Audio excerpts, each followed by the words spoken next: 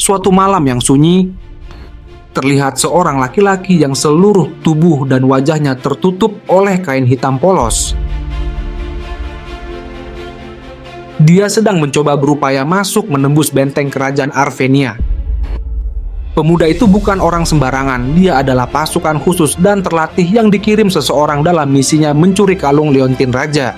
Pemuda itu dengan segala keahlian dan kelincahannya, ia bertarung pedang dengan barisan pasukan penjaga benteng kerajaan yang begitu kuat, ketat, dan kokoh. Hingga akhirnya dia berhasil mengalahkan pasukan penjaga benteng dan masuk ke dalam wilayah kerajaan. Beberapa masa jauh sebelum itu, dari seluruh pelosok dunia, banyak yang tertarik ingin menguasai dan memiliki kalung liontin itu. Hingga kabar itu pun sampai ke telinga raja. Dan sejak saat itu, Raja dan Ratu Arvenia menaruh rasa khawatir terhadap keamanan kalung liontin itu. Bagi Arvenia, kalung liontin itu bukanlah sekedar barang antik. Namun liontin itu adalah simbol darah keturunan dari Raja Sulaiman yang diwariskan secara turun-temurun dan menjadi simbol yang mengikat kukuhnya garis keturunan dari masa ke masa. Suatu hari Raja dan Ratu berbincang dengan penasehat kerajaan serta para staf khusus yang dipercaya oleh kerajaan. Mereka mencari cara agar mengamankan kalung liontin itu. Ratu menyarankan agar kalung liontin itu dibawa keluar kerajaan dan disembunyikan di sebuah tempat yang aman, jauh dari jangkauan manusia. Raja dan para anggota staf kerajaan yang hadir menyetujui saran dari ratu itu.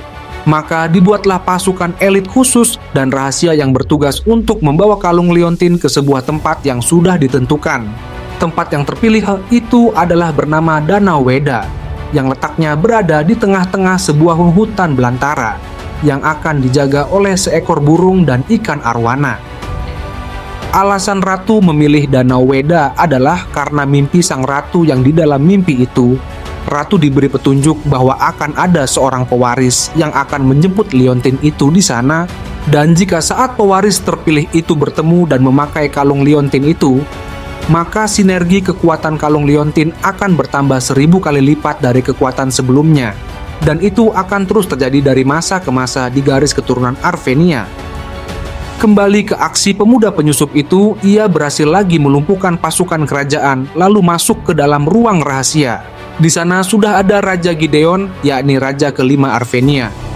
Raja duduk dengan tenangnya melihat dari jauh usaha pemuda penyusup itu, yang akhirnya sampai ke ruangan itu dan bertemu dengannya. Pemuda itu tak buang waktu.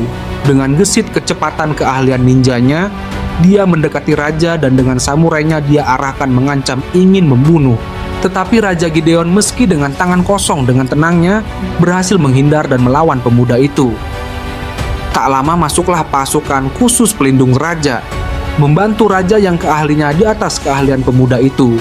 Itu adalah siasat raja yang sudah diatur untuk menangkap penyusup itu. Maka terjadilah pertarungan sengit kekuatan masing-masing klan ninja antara si penyusup dengan kekuatan keahlian pasukan ninja raja. Sampai akhirnya penyusup itu dikalahkan dan dilumpuhkan oleh pasukan raja. Raja lalu memerintahkan untuk memenjarakan pemuda penyusup itu di penjara rahasia milik kerajaan. Pemuda itu harus menjalani aturan kerajaan Arvenia. Dan sesuai dengan aturan kerajaan Arvenia, penyusup itu dijatuhi hukuman kurungan penjara seumur hidup.